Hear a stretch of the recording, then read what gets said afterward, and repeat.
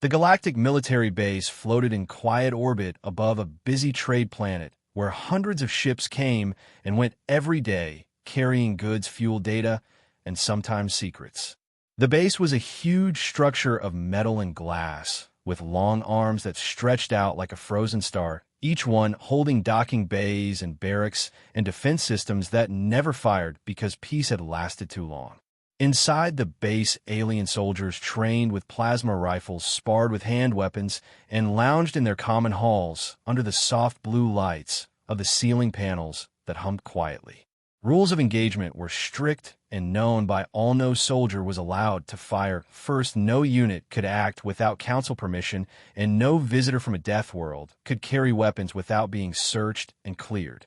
Peace had made many lazy and bold at the same time. And then the alert came. A strange ping appeared on the command room screen, a single ship coming out of slipspace above the trade planet with no formal request, no entry code, no escort. It flew under Earth's flag. It was not a battleship with heavy cannons or a scout with stealth coating. It was a transport craft with no weapons visible, and its engines burned slow, like it had no fear at all. Base Commander Ilver's antenna twitched as he leaned closer to the screen and gave the order to zoom in. The image sharpened to show an old Terran design, long and dark with no windows, no insignia, just the shape of function over beauty. The transport slowly aligned with one of the docking arms, ignoring all hails and command requests. Security teams gathered at the airlock, fully armed, unsure what to expect. The door hissed open and 12 humans stepped out. They were tall by most alien standards, and each one wore the same deep black armor with smooth surfaces and no markings, no colors, no signs of rank or name or even unit. They walked in perfect formation, silent, their eyes hidden behind black visors, their hands empty, their posture straight. No salute, no greeting, no words. Aliens watching from the balconies above burst into quiet laughter. Some pointed and whispered, others smirked and leaned to their friends. Just humans, they said. Deathworlders, yes, but not impressive. They look like statues pretending to be soldiers. What are they doing here? No one knew and no one cared. Let them strut around in their armor. Some joked, maybe they think looking serious will scare us. A young lizard-like officer walked up to the human at the front and puffed up his chest. He raised his voice loud enough for others to hear and asked who gave them permission to land. The human said nothing. The officer reached out and tapped the human's chest plate with one claw and said, "This is a secure facility." Still the human did not speak or move. Then the old intelligence officer arrived. His name was Kedik, and he had served for over 80 cycles, long enough to forget how many wars he had studied from behind a desk. He was once a field agent during the Earth campaign, a time most young soldiers now called fiction or fear propaganda. He stood at the edge of the hangar, his eyes locked on the humans, and he felt something in his chest that had not moved in decades. Fear. Real fear. His claws began to tremble, and he quickly pulled them into his sleeves. He remembered the old stories, the ones no one wanted to keep in the archives anymore, the ones that ended with black ships and empty cities and squads of Deathworlders that left no witnesses. He remembered the reports from survivors who spoke in whispers and broke into tears mid-sentence, how some spoke of humans who could smell fear move without sound and kill without needing weapons. Kedik stepped back into the shadows, his eyes never leaving the 12 figures in black. The young officer kept talking, kept mocking. Still no response. Commander Ilver watched the scene from above, his arms crossed, his mouth flat, his mind calculating. He did not like unknowns, and this arrival was full of them. Then the lead human lifted a hand slowly and gave a small wave toward the hangar security camera, and nothing more. No threat, no action, just a wave like someone saying, "We are here now." Then they began to walk. No one told them where to go, no one guided them. But they moved through the corridors like they knew the layout better than those who built it. Some aliens followed out of curiosity, others out of mockery. But the humans ignored them all. Their boots made no sound, their heads never turned, their steps never paused. Kedik moved quickly to the command center and called for an emergency council briefing, but no one took him seriously. He told them these are not tourists or envoys, they are operators, Deathworlder Special Forces, not the kind who follow orders, but the kind who write history with their actions.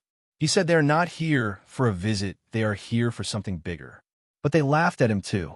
They said the age of Earth's fear is over. No human team could act without permission. No soldier could do anything without council approval. Kedek gave no answer. He simply stared at the camera feed as the black figures marched past officers, generals, guards, and politicians. Aliens kept whispering, kept joking, until one voice from the crowd said something that made the laughter stop. If they are so weak, then why did Earth stop the last 3 invasions with only 1 unit each time? No one answered. Because the story was true and everyone knew it. The humans had not fired a shot, and yet 3 enemy fleets vanished within days of contact with Earth's shadow teams. Now 12 of them stood in the heart of the base. 12 quiet ghosts from the most dangerous planet in the known galaxy. And no one knew what they wanted or why they had come. Only Kedek remembered the last time humans walked this way through an alien base. And what came after? He whispered under his breath to no one but himself. It's starting again. It always starts this way. And still the humans walked in silence. Asked ChatGPT. The corridor stretched ahead like a metal tunnel glowing under dim lights, while the 12 humans in black armor moved through it with slow, silent steps that echoed louder than words in the minds of those who watched. Alien officers stepped aside without being told to their faces, showing confusion, curiosity, and a hint of unease none of them wanted to admit out loud. The rules said no unit may act without briefing, no squad may enter restricted zones without clearance, and certainly no off-world force may operate without proper identification. Yet here, they were 12 strangers from Earth walking like they belonged, like they were expected, like nothing could stop them. Their armor was different, not bulky or heavy, but smooth-shaped to fit their bodies like a second skin, and not a single cable or button showed on its surface. It looked like armor made not for defense, but for precision, for movement, for efficiency. Security teams watched from behind shielded corners, gripping their weapons and waiting for orders that never came. Commander Ilver stared at the scene from the top of the central hall, where glass walls separated him from the action. His antenna barely moved as he spoke to his assistant in a low voice. Why are they here? What are they looking for? Why has Earth said nothing? No answers came. Only silence and the steady footfalls of human boots on metal floor. One alien soldier, a tall brute from the mountain colonies of Vorsk, stepped into the path of the lead, human, his voice loud and mocking as he spread his arms wide, and said, "The show is over, little Terrans. This base belongs to the Galactic Council. You need to turn around." The human stopped. He said, nothing, his visor reflecting the alien's face like a mirror that showed no fear, no emotion, no reaction at all. The Vorsk soldier raised his weapon, not in threat, but in gesture like a referee ending a game. "Move along, Deathworlder. This is not your war." Still nothing. Then the human took one step forward, and the Vorsk soldier stepped back before he realized why. His body moved before his brain caught up, as if something deep in his instinct screamed that this was not a game, not a joke, not a safe encounter. The human passed him without another glance, and the others followed, one by one like a river flowing around a stone and leaving it untouched but shaken. The base's old intelligence officer Kedek watched from a side corridor, hidden in shadow, his mind racing through ancient files and forgotten reports, most of which had been deleted or sealed decades ago. He remembered the quiet operations, the ones Earth never admitted to, the ones where no shots were fired, but entire fleets vanished, entire colonies went dark, entire threats disappeared. He remembered code names like Black Echo and Silent Night, and the one no one ever spoke aloud, Shadowborn. He watched these humans and wondered if those old names had returned. Then a sound shattered the tension like lightning. A high-pitched alarm rang through the base, not the red siren of fire or breach, but the sharp 3-tone call that meant one thing only. External attack detected. All units report to battle stations. Alien soldiers ran through corridors, pulling on gear and grabbing weapons, voices shouting across channels for confirmation and targets and orders. Commander Ilver leaned forward, eyes wide, as new data flashed on the screen above his chair. A distress call from a nearby colony relayed on a hidden channel attacked by a rogue war band of mercenaries ignoring the ceasefire agreements and targeting a civilian zone. No time to wait for the council, no time to debate. The base began to prepare for launch. Squads moved to hangars, fighters powered up, systems armed, and commanders argued over who would lead the response. But the humans were already gone. The transport ship that had brought them had not left. It sat quietly in dock bay, 4 engines warming, shields humming, ramp open. And the Deathworlders were marching toward it in perfect sync.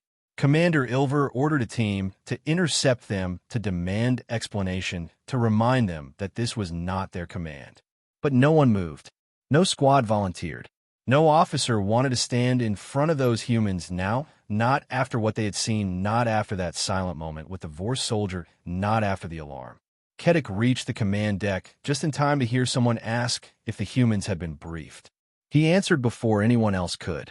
They do not need briefings, they do not need orders, they act when they see the threat. They are already gone.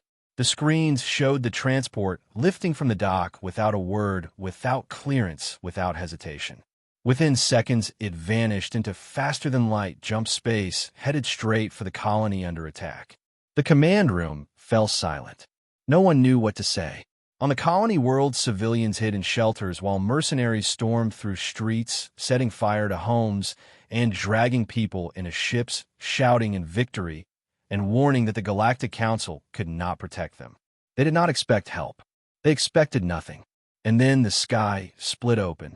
The black transport dropped through atmosphere like a falling star, trailing flame and silence as it came down in the center of the occupied zone.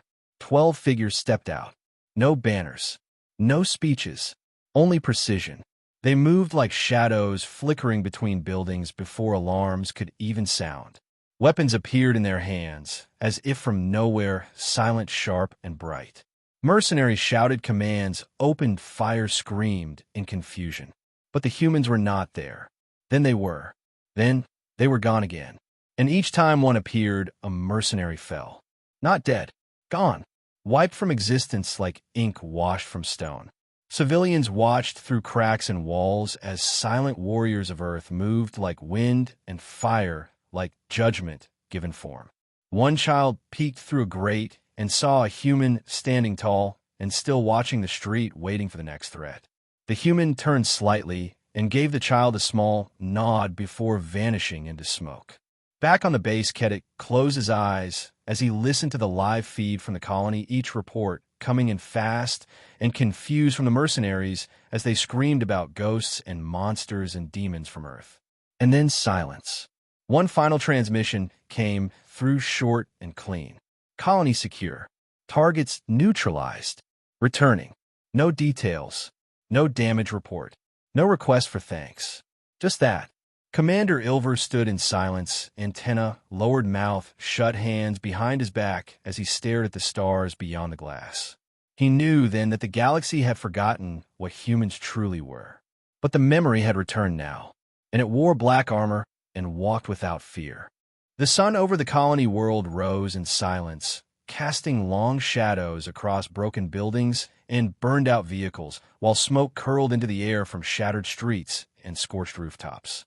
Children huddled in underground shelters, clutching small blankets and stuffed toys, while parents whispered promises they were not sure they could keep, and every heart beat with dread, waiting for footsteps above that meant either rescue or ruin. The mercenaries roared with laughter as they marched through the colony with their weapons raised, firing into walls and windows, smashing comm panels, and shouting into the terrified silence of the people they had come to dominate.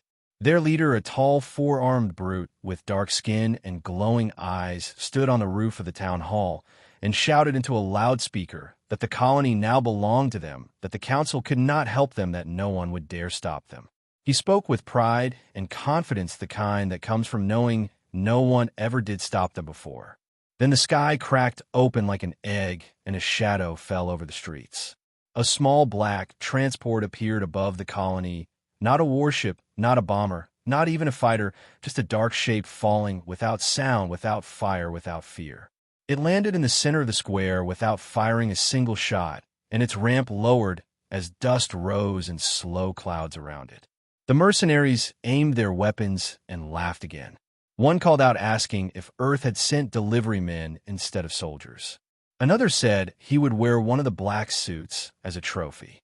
Then they saw the 12. Figures in armor darker than night stepped from the ship one by one, not in a rush, not in fear, not with anger, but with perfect calm. They walked like a storm given shape and breath, moving through fire and rubble with ease and purpose like they had done this before many times and would do it again many more. The mercenaries opened fire, first screaming with excitement, plasma bolts and burning rounds lighting the air in red and orange streaks. But the humans did not stop. They did not dodge. They moved forward with simple steps, and within seconds they were gone. Not dead, not hit, not even touched. Just gone. Then one appeared behind a gunner and touched his shoulder, and the gunner screamed before vanishing in a burst of smoke.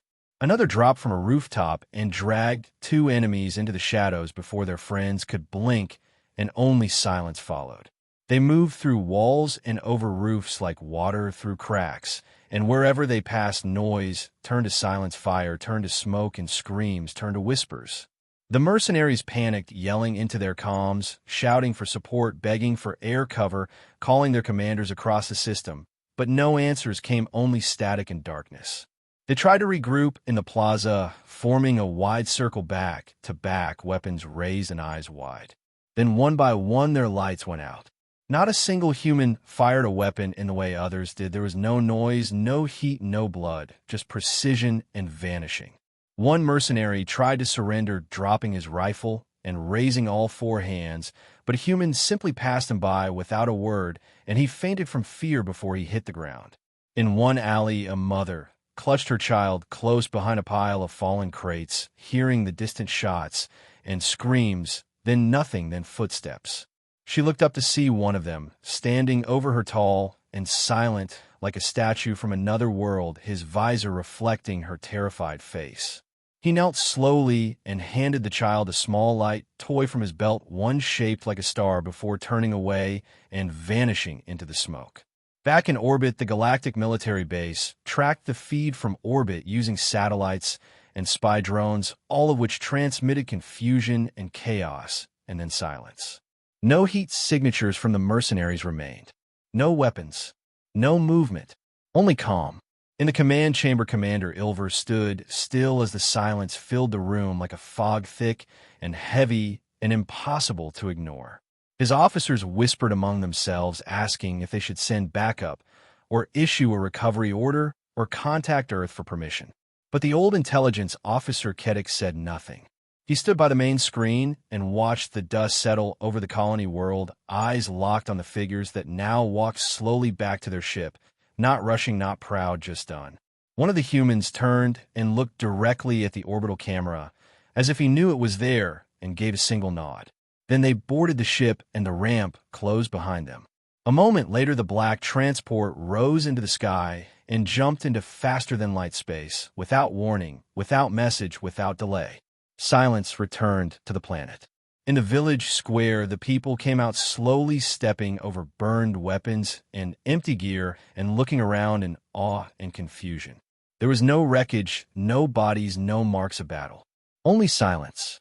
One child ran into the plaza, holding the star-shaped toy high and shouting that the shadows were real and that they were heroes, not monsters, not soldiers, but something better. The council tried to cover the story, saying the colony was saved by a fast response team that used advanced drones and local intelligence. They did not mention Earth.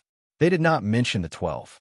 They did not explain the missing mercenaries or the weapons turned to dust or the cameras that stopped working just before each strike.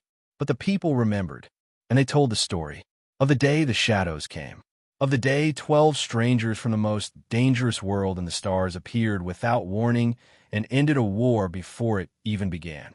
They spoke of the silence and the precision and the toy in a child's hand.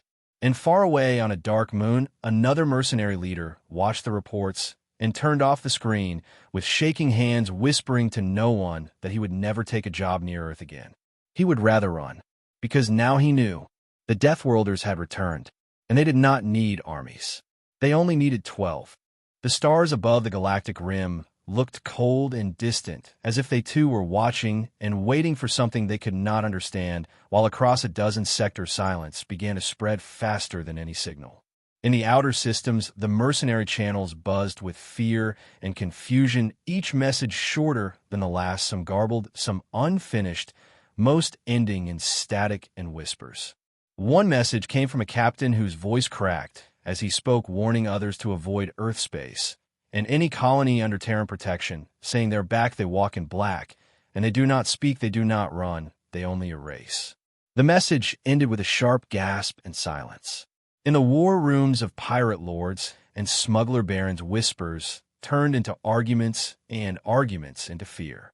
A fleet leader from the Iron Talon Syndicate slammed his fists on the table, demanding proof, saying humans were soft and Earth was peaceful now, saying Deathworlders were a myth kept alive by old war stories and nervous diplomats. Then someone showed him footage from the colony. No bodies, no gunfire, no chaos. Just 12 figures in black armor moving through a battlefield without leaving a trace except for peace. The leader stopped speaking after that and canceled 3 missions without explanation. In the high towers of the Galactic, Council politicians argued about the event, calling it unauthorized, illegal, reckless, and unsanctioned, but none of them dared speak directly to Earth because Earth had not claimed anything. No statement had been made. No apology. No explanation, no declaration. Only silence. The same kind of silence that filled the base where it all began, the military station, still floating in orbit, still running drills and schedules and meetings, but now under a shadow that had no shape. Commander Ilver stood by the central window, watching the stars without blinking his mind, still playing the last transmission over and over again. Colony secure. Targets neutralized. Returning. 12 words for 12 ghosts. He turned to the officers around him and ordered that all footage of the event be locked under highest security, all reports sealed, all mentions of Deathworlder special forces removed from public logs. Some asked why, and Ilver answered without emotion. Because fear is spreading. Because if they think Earth sent a warning, we might avoid a war. But deep down, even Ilver knew it was not a warning. It was a reminder. Kedek sat alone in the intelligence chamber reviewing old records, once marked classified, once locked away, now suddenly open under emergency clearance. He read names he had not seen in Cycle's missions he thought were lies, events others swore never happened. A cargo fleet that vanished in a comm system. A warlord's fortress found empty without a drop of blood. A pirate base that sent out a distress call and was never heard from again. Each event connected by rumors of black-armored soldiers from Earth who acted without permission and disappeared without trace. Kedek's claws trembled slightly as he opened one final report dated over 50 years ago, marked as myth in official archives, but confirmed in secret files. A mission where only 3 Deathworlders entered a combat zone controlled by over 400 enemies, and 6 hours later the entire zone was silent, with no survivors, no damage, no signs of battle. Just silence. He closed the file and whispered to himself. They never left. In training camps across the galaxy, young alien recruits joked about the humans in black, trying to copy their style in mock drills, trying to imitate their silence, their walk, their stare. But the instructors stopped the jokes quickly because they had seen real fear in older soldiers who refused to speak of the Earth campaigns, who refused to face humans in simulations, who simply walked out when asked to imagine a Deathworlder on the battlefield. Veteran mercenaries began to vanish from their contracts, disappearing in the night without word or pay, taking shuttles to distant stars and sending short messages saying, "I saw them again. I am done. I am not fighting them. I am going home." Rumors spread faster than news, and fear took root where facts could not. The traders who once sold weapons to both sides now hesitated before offering deals to Earth, now demanded extra security, and refused to deliver to systems near Terran space.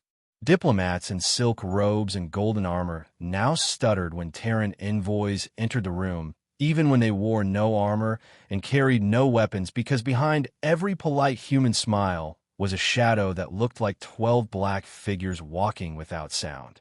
And Earth said nothing. That was the worst part. Earth did not deny. Earth did not confirm. Earth did not even blink. They acted like nothing had happened, and the silence screamed louder than war horns. On a mining station far from the center of power, a young technician, sat alone, watching an old video clip, in secret her eyes wide, as she saw one of the humans appear from the smoke, touch a mercenary's weapon, and make it vanish in a pulse of light. She paused the frame and zoomed in on the armor, trying to find a mark, a symbol, a name, but there was nothing. Just darkness. She leaned back in her chair and whispered, "What are they?" In a distant council chamber lit by soft blue firelight, a veteran strategist spoke in private to his aides, telling them the time of soft diplomacy was over, that Earth was not to be underestimated, that something had changed. He told them the old ways had returned. The old power, not of fleets or bombs or shields, but of fear. The kind of fear that walks on two legs and says nothing and leaves behind silence. In the Academy library's young minds searched old texts for references to Deathworlders, reading between the redacted lines, and whispered footnotes, finding stories that matched the recent event too closely to ignore. And in the shadows of a drifting station far beyond mapped space, a hidden fleet gathered to prepare for another raid, another show of force, until one of their scouts returned white-eyed and shaking, whispering of a black ship seen, passing silently through a dead system, no signals, no message, no weapons visible. Just a ship. And now the fleet sat quiet, holding position, refusing to move, waiting for a sign that never came. The message was not shouted, it was not printed, it was not broadcast. It was felt. Across the stars, across the trade lanes, across the hidden channels of smugglers and warlords and hunters, the message moved like a breath. Do not cross Earth. Do not test the silence. Do not wake the ones in black. Because fear spreads, and they are already here. You said, in the shining halls of the Galactic Council, where crystal walls rose high above the clouds and golden light bathed the chamber floor, silence had settled like dust, refusing to be swept away. Delegates from over 50 star systems sat in a wide ring, their faces tense, their voices low, their eyes darting to screens that repeated the same short transmission over and over again. Colony secure. Targets neutralized. Returning. Nothing more. No names, no coordinates, no details, just 12 words that had undone years of political balance and ignited whispers louder than war. The council's high speaker, an ancient being with a voice like chimes, stood at the center with arms raised, calling for calm, asking for order, but the chamber ignored her. They demanded answers. Who authorized the Deathworlders? What was Earth's role in the mission? Why were there no records of the unit? Why had the mercenary ships vanished without trace? No one could answer because no one knew. Earth's ambassador, a quiet man in gray robes, stood near the edge of the room, his face still, his hands folded, and his eyes watching everything without blinking. He said nothing as the arguments rose and fell. He only spoke once. Earth regrets the violence, but will always protect its colonies. And then he sat down again. No one could push him further because he answered no questions and offered no further words, and Earth had the right to silence under the oldest laws of the Council. Behind closed doors, the Council held emergency meetings in secret chambers guarded by soldiers with black visors and charged weapons, where even whispers were not safe from recording drones. A proposal was made to officially deny the event, to scrub all records, to silence the footage and erase the data streams from the outer colonies. Another suggested blaming a rogue faction using stolen Earth technology. Some even called for sanctions against Earth, though no one dared speak too loudly when making that suggestion. Kedek, the old intelligence officer, was summoned in private to advise the Council's internal security division, and when asked what to do, he gave a simple answer. Let the galaxy forget. Erase it all. If you keep the truth locked away long enough, it becomes legend, and if legend is all that remains, people will stop asking questions. His words were accepted quickly because fear had already taken root. Across the stars, news outlets reported the event as a small skirmish handled by local defense teams using experimental tactics and drone support, while avoiding all mention of humans or Deathworlders or the strange disappearances. Footage was edited and voices were dubbed, and official reports were rewritten to match the news story. The colony governor was paid to remain silent, and the civilians were relocated to quiet settlements under watchful eyes with orders to speak of the event only as a brief attack with no unusual outcomes. The child who held the star-shaped toy was given a new home and new parents and told never to mention the dark soldiers who gave it to him. He nodded and smiled, but still held the toy in his pocket and told the story in whispers at night when the stars looked just right. On the surface, everything returned to normal. Ships flew. Trade continued. Diplomats smiled. And the council moved on. But beneath that surface, something had shifted. In the military archives, files once marked as myth were quietly reopened and studied by cold eyes in dark rooms. Footage from old wars was enhanced and examined frame by frame with experts looking for patterns, looking for shadows, looking for signs of the same 12 figures. Some are found in a desert city bombed into silence during a forgotten rebellion, in a jungle stronghold where the enemy command vanished without warning, in a derelict ship adrift near a black hole with no signs of life but one human fingerprint on the control panel. Always the same movement, the same silence, the same purpose. And always without permission, without orders, without trace. The black units were not new. They had simply returned. In quiet corners of mercenary space, posters were taken down, and contracts were canceled, and warlords began to whisper again of the Deathworlders, not as stories, not as jokes, but as warnings. Do not take jobs near Earth. Do not raid Terran colonies. Do not speak their name too loud. Not even in jest. On one border world, a group of mercenaries held a vote to abandon their post after one scout saw a ship shaped like the one from the colony incident passing near an asteroid belt. They left in silence, leaving behind weapons and supplies and unfinished pay because none of it was worth staying. One veteran from the Vorse campaigns who once fought near Earth gave an interview to a small station and spoke only one line before ending the call. They don't need armies because they are one. In the council chambers, even the strongest voices now spoke with caution when discussing Earth, choosing their words like stepping over glass because one wrong phrase might bring the silence back. And silence now meant something new. It meant they were coming. On Earth itself, the official channels released no statement. No news. No celebration. No mourning. The government issued a one-line report to internal military staff that read the operation was successful return to standard readiness protocols. Nothing more.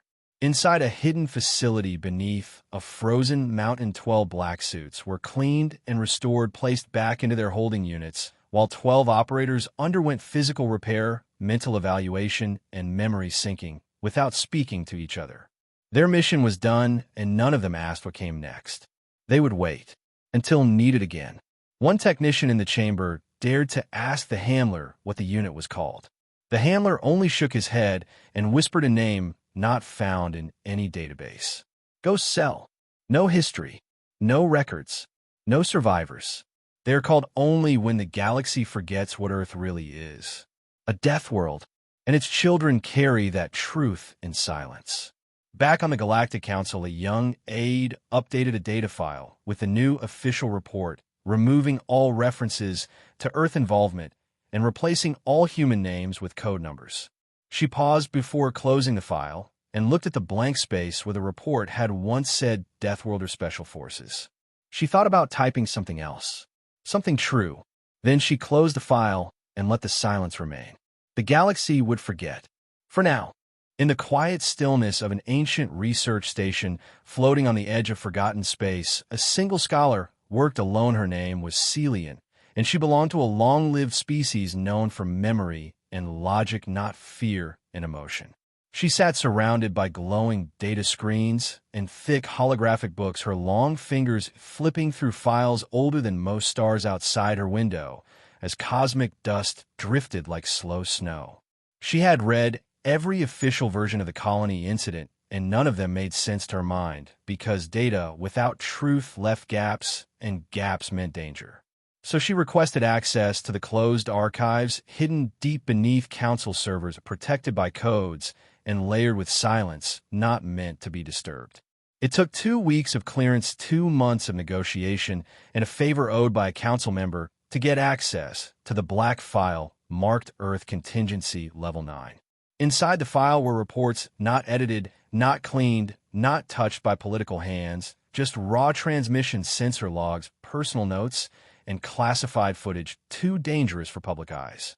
She read the first report and felt her breath catch not in fear, but in something colder, something deeper, something she had never felt in her life. The report was from a war 3 centuries old, during Earth's early contact with the galaxy back, when humans were considered primitives back, when the Council believed kindness and culture could shape any species into peace. It described the first encounter with Deathworlders soldiers, not diplomats, not explorers, not scientists, but warriors bred from survival trained in pain shaped by a world that killed its own without mercy. One log entry told of a human unit that fought for 6 days without rest, without food, without retreat, and when the enemy believed them dead, they rose again from the ash and continued forward like machines made of flesh and steel. Another described how a human medic ran into enemy fire to pull an alien child to safety, ignoring orders, ignoring pain, ignoring the laws of war, because morality for them was not something written, it was something lived. Celian kept reading her hands, shaking her breath shallow, her eyes wide, as she found more reports hidden in layers of data, with names blacked out and coordinates removed, but the patterns were clear. Every time the Deathworlders appeared, the result was the same silence, precision, no survivors, no glory, only efficiency and fear. She watched a video from a pirate ship's internal camera. The final 10 seconds before the feed cut out showed a dark figure walking calmly through smoke while alarms blared and fire burned. All around the crew screamed and shot wildly, and the figure never slowed, never flinched, never missed. In that moment, she understood something the Council had tried to hide, something the galaxy had refused to admit. The humans do not fight to win, they fight to end.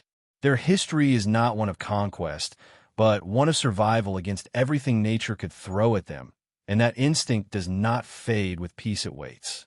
It waits in dark armor, behind silent visors, in teams of 12 or 3, or even one, waiting for the moment to act, not for pride, not for power, but for protection. Because to a Deathworlder, peace is not a gift, it is a duty, and when that peace is broken, they do not negotiate, they eliminate. Celian closed the files and leaned back, her heart pounding, her mind racing, her soul unsettled. She had read war files before. She had studied galactic conflicts and rebellions and invasions, and all of them followed patterns, clear and logical patterns of cause and effect, of weakness and strength. But Earth broke the pattern. Because Earth was not shaped by reason, it was shaped by fire and storm and death, and those who came from it carried that shaping in every step, in every breath, in every silence. She stood and walked to the window, looking out at the stars, and wondered how many others had seen the truth and chosen to forget it, because forgetting was easier than understanding. How many had faced the silence and turned away because the silence did not offer comfort, only reality. A reality where monsters did not roar, they whispered. Where danger did not shout, it waited.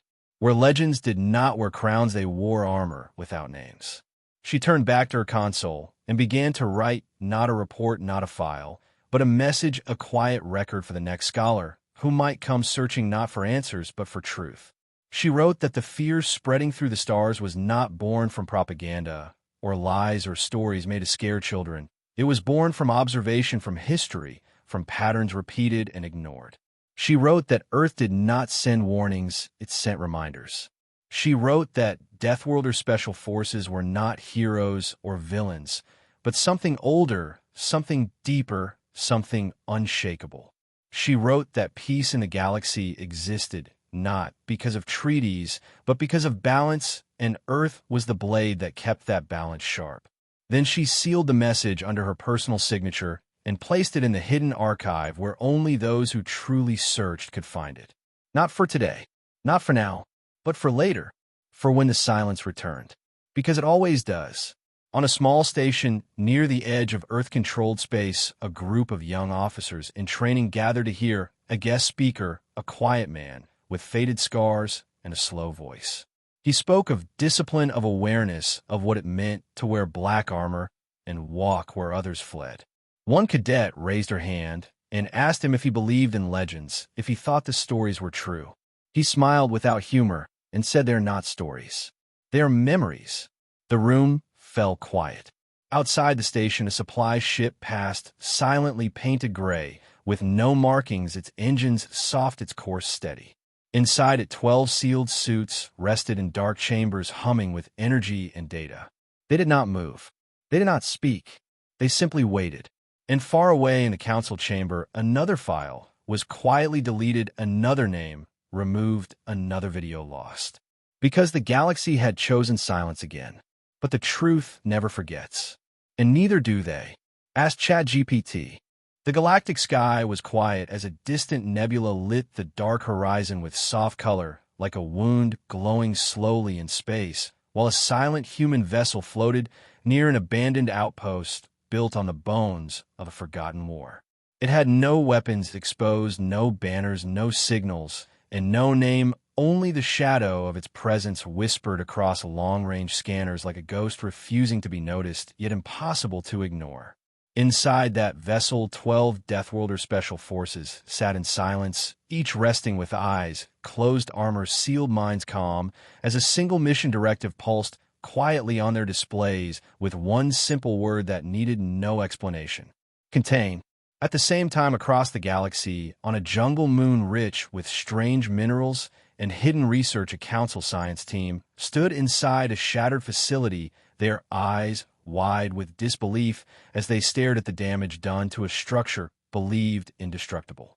Walls torn apart as if by invisible claws, reinforced alloys bent like paper, no bodies, no signs of battle, just silence, and the marks of something fast, something clean, something surgical.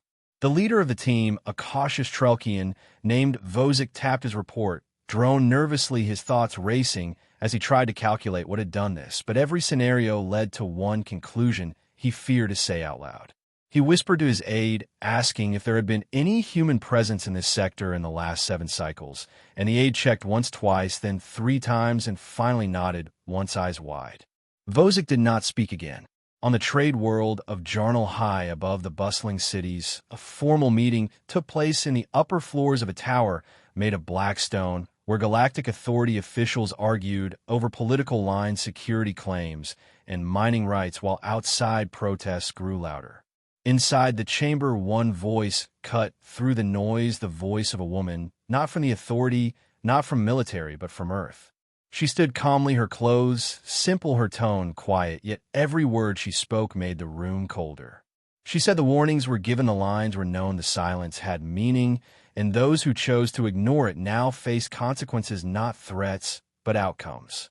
An official scoffed and said Earth had no authority over interstellar law, and she looked at him without anger and replied that Earth did not seek authority, only peace, and when peace was broken, Earth would respond without debate. He asked her what kind of response, and she gave no answer, only reached in her bag and placed a small device on the table, then turned and walked away as the room filled with nervous whispers. The device lit up once and played a sound that made every being in the room freeze. It was not a voice or a code. It was the sound of human boots walking on metal floors, followed by silence and then static. Nothing else. But for those who knew, it was enough.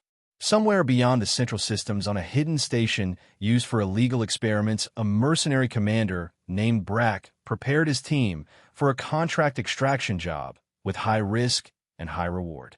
He was old and ruthless, a killer of hundreds, a survivor of 10 wars, and respected by all who feared him. He smiled as he checked the map, thinking of the payout and the weak defenders ahead. But one of his scouts returned, breathless, eyes wide, and said only one thing. Humans.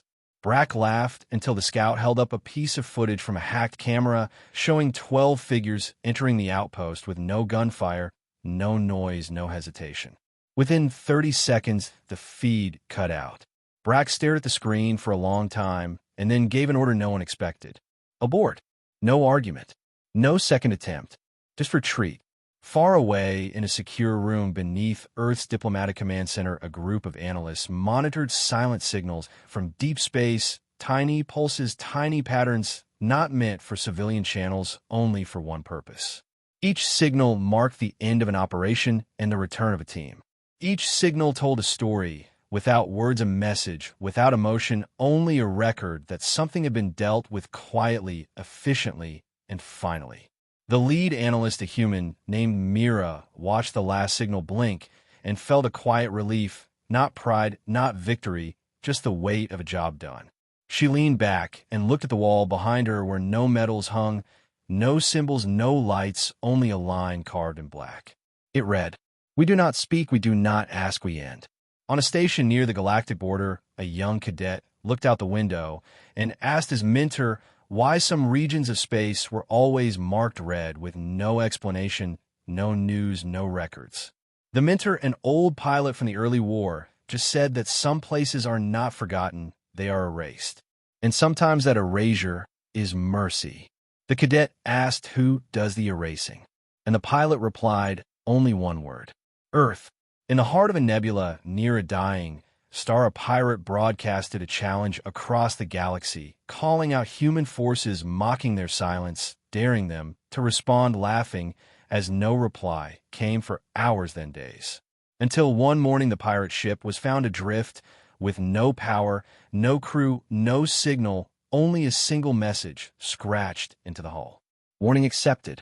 Back on Earth, in a quiet forest outside the city, 12 men and women walked along a dirt path in silence, birds singing, trees swaying, wind light on their shoulders as they headed toward a cabin hidden among the green. No one followed them. No one needed to. They had returned. And somewhere in the deep void beyond maps and charts, the galaxy watched and remembered and waited. Because it always begins with laughter and ends with silence.